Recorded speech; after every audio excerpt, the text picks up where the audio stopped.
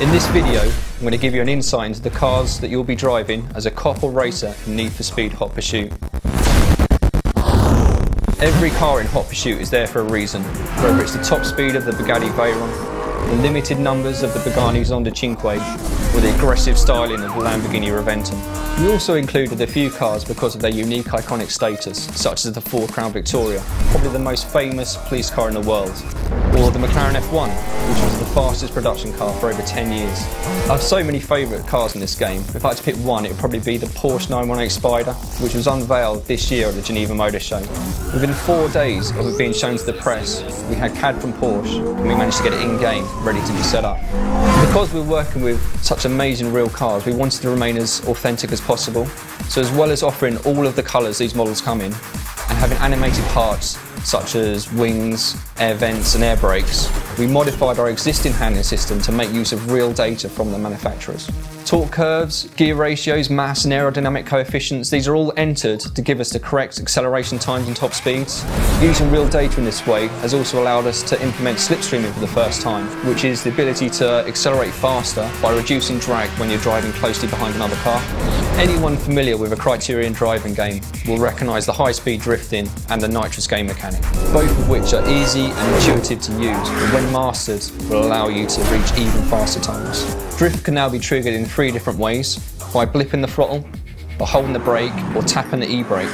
Selecting the most appropriate method is down to player choice as much as how tight the bend is in the car you're driving.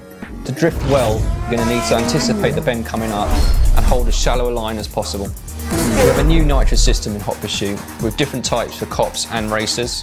Nitrous is very important for Hot Pursuit to ensure that the race chase gameplay is as fun and as balanced as possible. So the first stage of balancing the cars in Hot Pursuit was to break them down into 5 separate tiers. It wouldn't have been very much fun or realistic to have a player driving a Crown Victoria racing and busting another player in a Bugatti Veyron.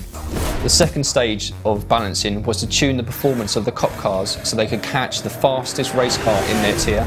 In a drag race without nitrous, the cop car will always win. The third and final stage of balancing was to give the ability for the racers to outrun the cops. By saving enough nitrous and using it in a large enough burst, they can exceed the manufacturer's top speed and leave the cops in their wake. Racer nitrous is different per car and allows us to balance the performance differences between cars in the same tier. For example, to allow the McLaren F1 to compete with the Bugatti Veyron, the F1's nitrous is much more powerful. Cop nitrous is very different from racer nitrous in that it is much more powerful, but it's used much more quickly. The best way to use it is as a weapon, so timing your hits with a quick nitrous burst will allow you to cause much more damage. There's nothing more satisfying than busting a racer with a well-timed nitrous burst. I'm very proud of the cars in Hot Pursuit.